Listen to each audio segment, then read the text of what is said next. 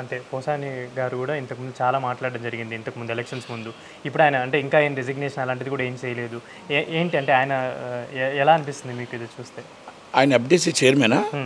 కాదు, తిట్లు కాదు, ఏదో తిట్లు కమిటీ నాటక ఉత్సవాల చైర్మన్. అంటే అదే నంది అవార్డులు, అదే తిట్టుకల కమిటీ చైర్మన్. కాబట్టి ఆయన చేసినా ఒకటే, చేయకపోయినా ఒకటే.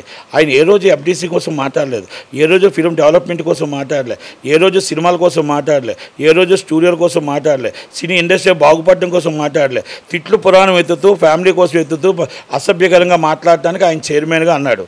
ఆ తర్వాత అది అందరికీ, రోజా గారికి, ఆ సంబరాల రాంబ గారికి అవార్డులు ఇస్తూ వచ్చాడు. కనుక ఇలాంటి వ్యక్తులు ఇండస్ట్రీలో ఉన్నారు. కాబట్టి శ్యామ్లా లాంటి వ్యక్తులు, ముసలినక్క అని తండ్రిని మర్యాద ఇవ్వలేని వాళ్ళు, తల్లిని మర్యాద ఇవ్వలేని వాళ్ళు, రేపు ఇండస్ట్రీలో వచ్చి ఇలాంటి వాళ్ళని మన అందరూ ఒక ప్రొడ్యూసర్లుగా, అంత పెద్ద ఆయన్ని మనం మీ తండ్రికి మీ తల్లి మీకు నేర్పించిన నాగరికత ఇదే అయితే, మీరు చంద్రబాబు గారు అన్నమాట, మీరు ఇలాగైతే అది కరెక్ట్గా ఉండొచ్చు.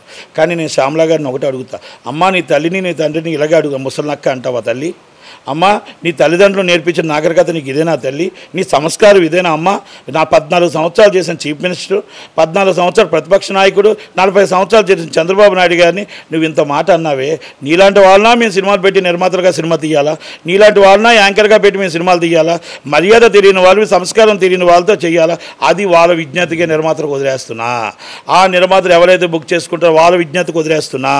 ఇది పోసాని కృష్ణమురళి గారు ఇష్యూస్ బేస్డ్ ఏమైనా మాట్లాడవచ్చు. కానీ మనం ఒక ఫ్యామిలీ కోసం, అసెంబ్లీ కోసం చిరంజీవి గారు మదర్ని కూడా మాట్లాడారు, చిరంజీవి గారు మన పవన్ కళ్యాణ్ గారు ఫ్యామిలీని కూడా మాట్లాడారు.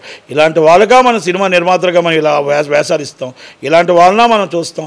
ఎంక్వైరీ ఆల్రెడీ వీళ్ళు ఏమైనా డబ్బులు తీసుకున్నారా, ఈ జీతాలు తీసుకున్నారా, అవన్నీ కూడా ఎంక్వైరీలో తేలితే అది చట్టం పరిధిలో ఏముంటే అవి చేస్తారు. కానీ ఎవరికి కక్ష సాధింపులు ఉండవండి. చట్టం పరిధిలో ఏది ఉంటే అది నడుచుకుంటూ వెళ్తారు.